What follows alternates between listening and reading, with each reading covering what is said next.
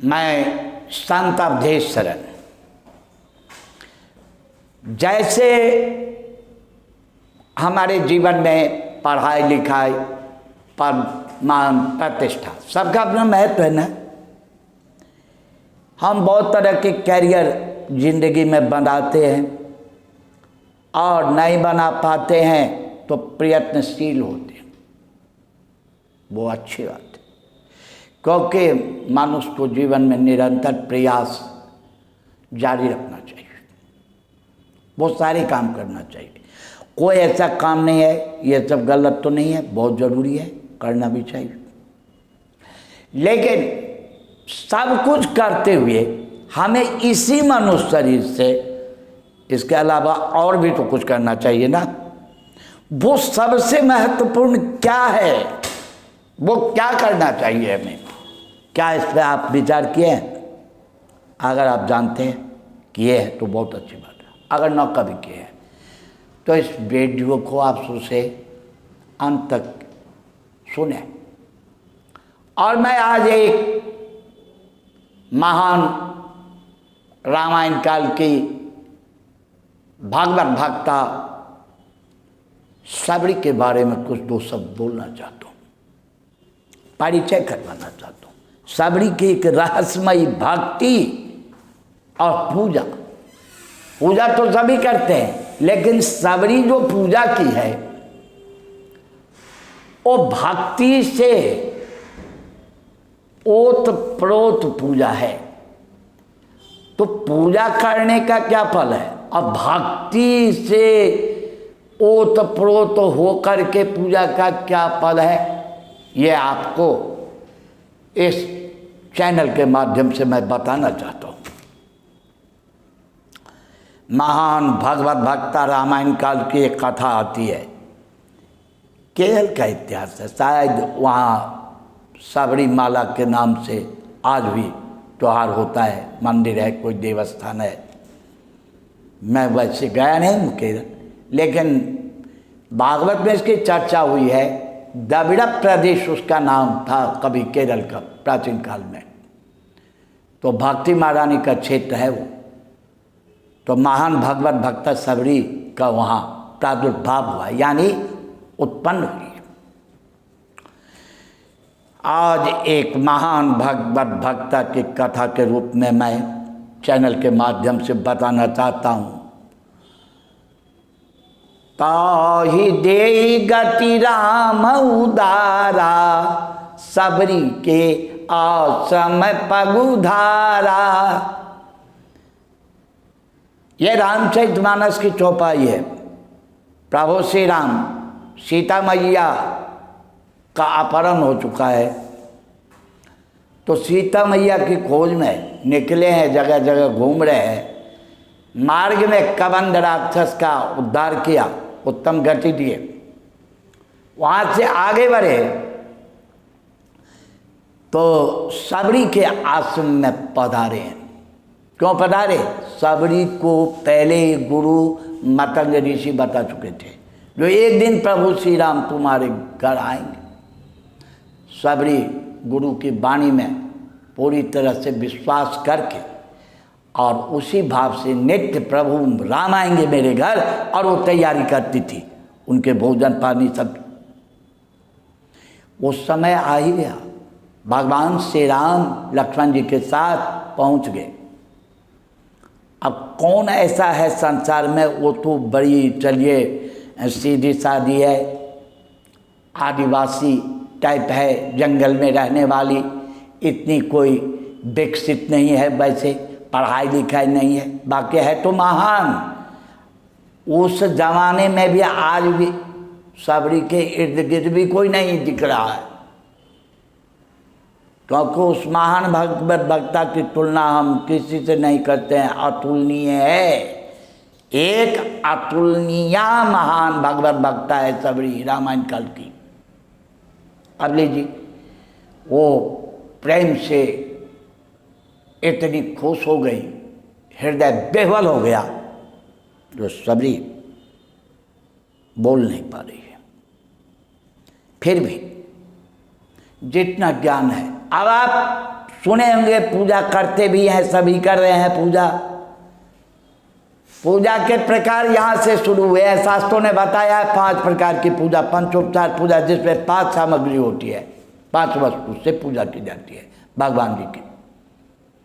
फिर शास्त्रों ने बताया 10उपचार पूजन, जिसमें 10 सामग्री होती। फिर शास्त्रों ने बताया 16उपचार पर, वो ज़्यादा प्रचलित है, 16 सामग्रियों से पूजा ज़्यादा हमारे यहाँ प्रचलित है।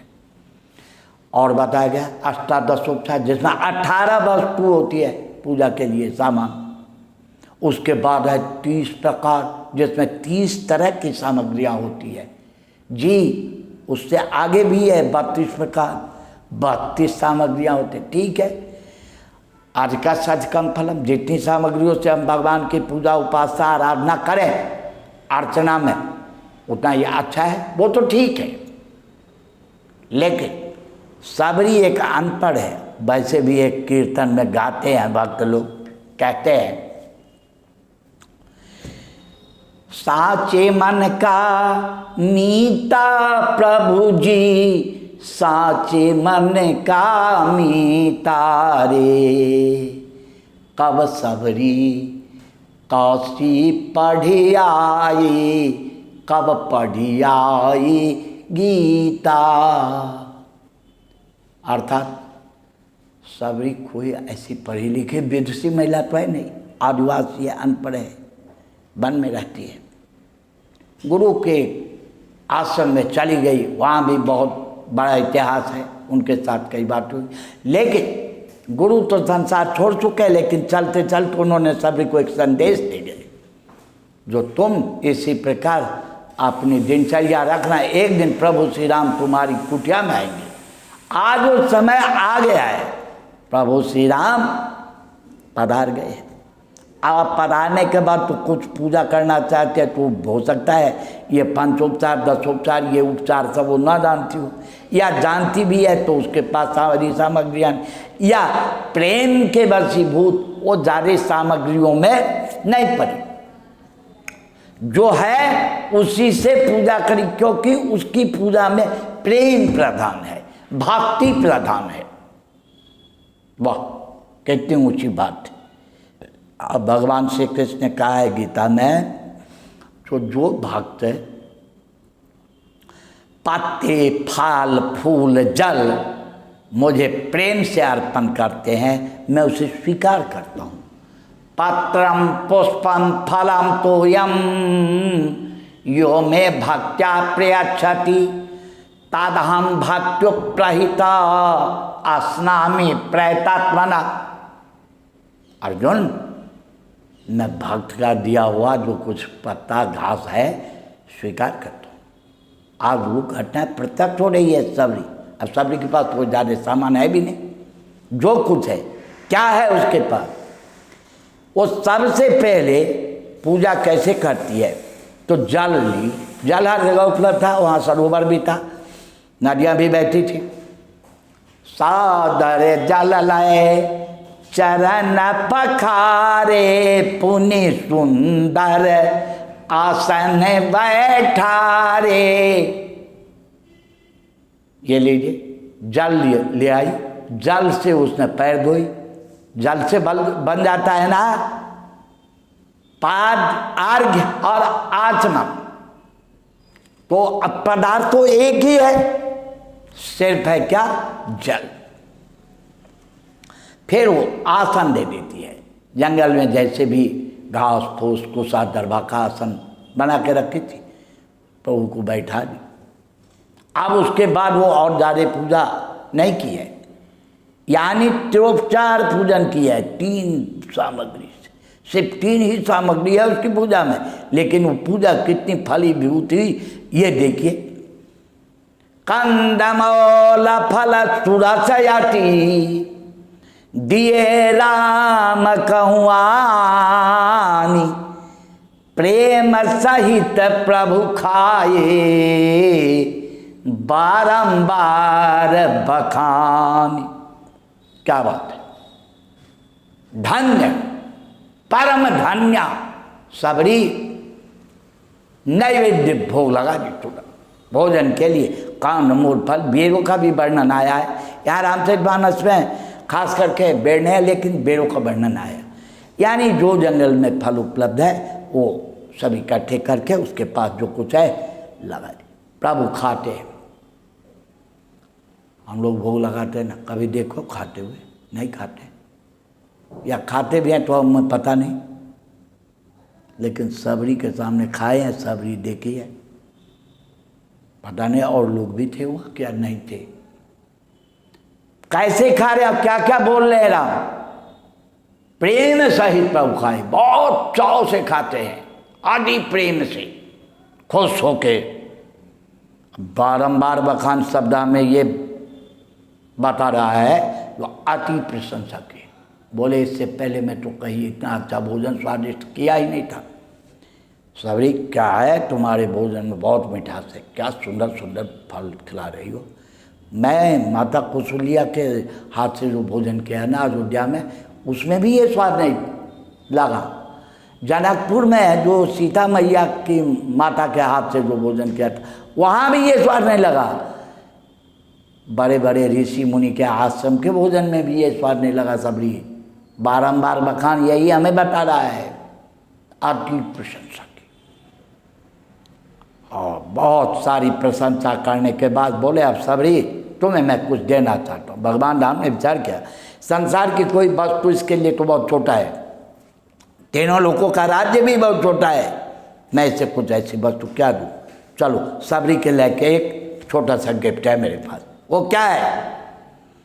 नवधा भगति कहूँ तो ही पाही, सावधान सुनु धरु मन माही। सबरी मैं तुम्हें नवधा भक्ति का उपदेश दे रहा हूँ, सावधान होकर के सुनो, क्योंकि ये बहुत रहस्यमयी बात है। इसलिए भगवान श्री राम ने स्वयं सबरी को सावधान किया। ठीक है, सबरी तो सावधान ही है, हो सकता है मेरे लिए सावधान के हो, जो आगे चल के जो लोग जो हैं वो इसमें सावधानी नहीं रखेंगे। ये इन चीज़ों को सावधानी से आप चैनल को सब्सक्राइब करो, खोलो और पूरी सुनो, देखो, आपको जरूर मिलेगा। प्रथम भगत संतन कर संगा, दूसरी रथ मम कथा प्रसंगा।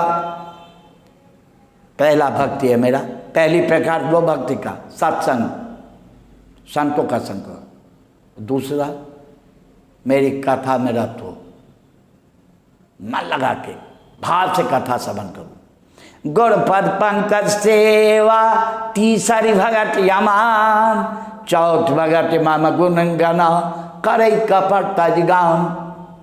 गुरुपद पंकज सेवा अर्थात गुरु के चरण कमलों की सेवा, ये तीसरी भक्ति अमानी होकर के अपने आप को वहाँ पे मान मर्यादा को हटा लो।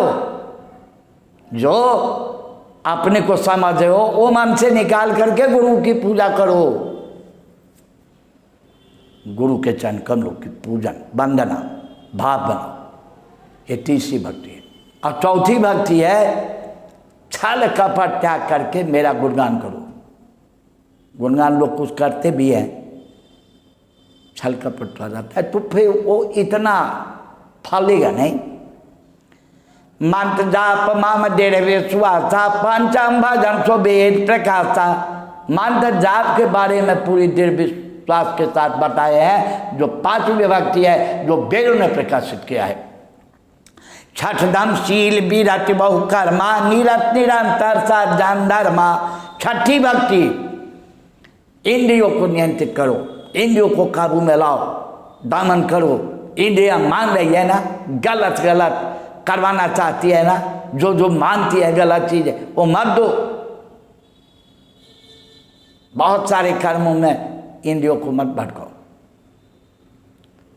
सातों सम वही मैं जग देखा, मोते संत अधिक करी लेखा। सातवीं भक्ति है मेरे समान संसार को देखो ईश्वरमय, और मुझसे अधिक मेरे भक्तों का संतों का सम्मान करो।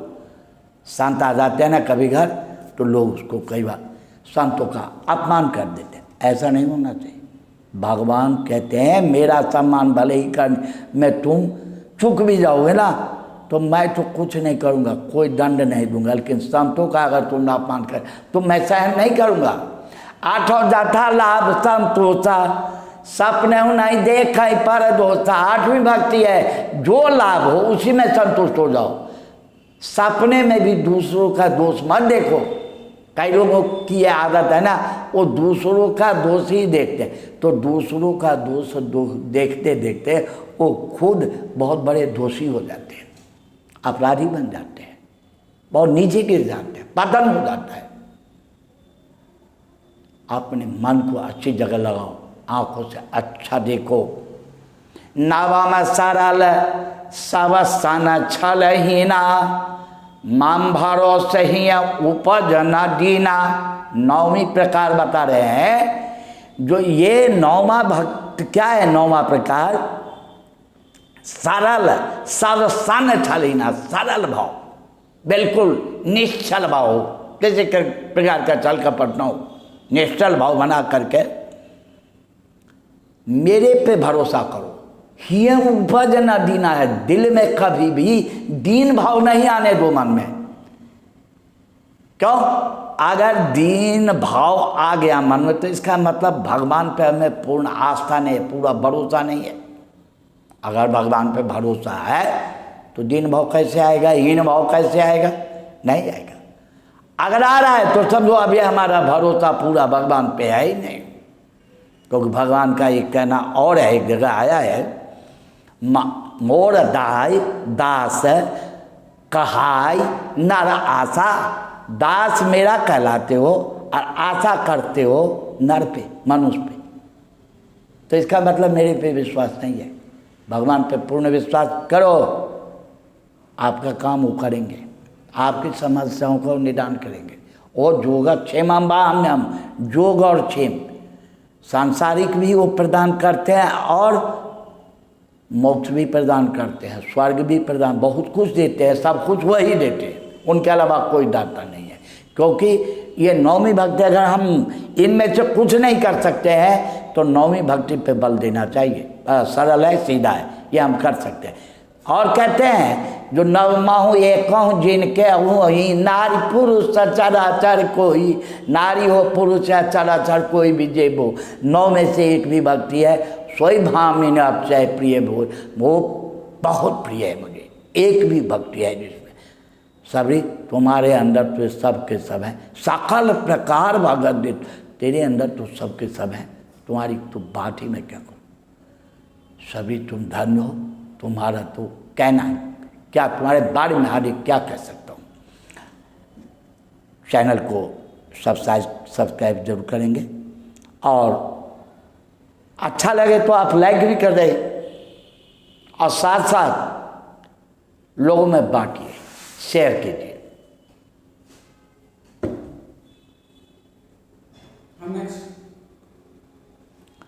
अब ये दूसरा वीडियो बन रहा है, इसमें गैप दे रहे हैं। अच्छा ठीक है, मैं अब दूसरा बना रहा हूँ, ठीक है। अभी लास्ट है। हाँ ये लास्ट है।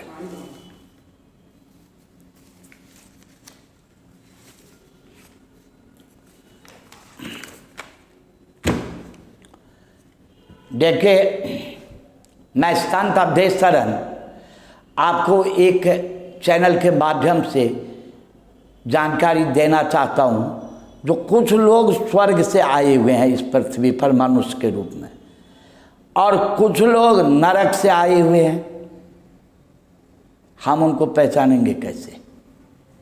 तो हमारे ज्ञानी पुरुषों ने विचार दिया है, शास्त्रों आधार है, शास्त्रों के अनुसार जो स्वर्ग से आए हुए मनुष्यों का पहचान क्या है, और जो नरक से आए हुए हैं उनको हम कैसे पहचान लेंगे। तो लीजिए, पहले मैं नरक वालों से पहचान करवाता हूँ। 6 पहचान है उनके शरीर में, आप पहचान लेंगे, हम भी पहचान लेते हैं और आप भी पहचान। इस वीडियो को, इसको आप थोड़ा ध्यान से पूरा सुनेंगे।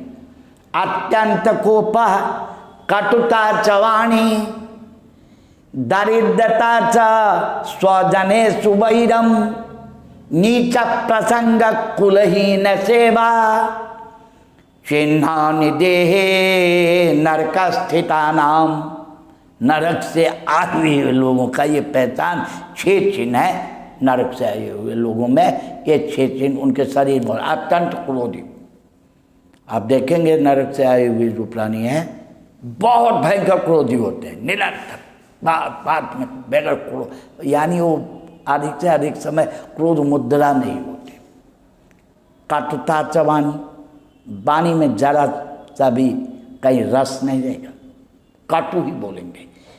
जो बोलेंगे वो किसी को सुनने वालों को अच्छा नहीं लगेगा, ये उनकी गलती नहीं है। आप ये सब लक्षण जिनमें देखें तो थोड़ा उनसे सावधानी रखना। दरिद्रता, ये भी स्वभावज गुण है उनका।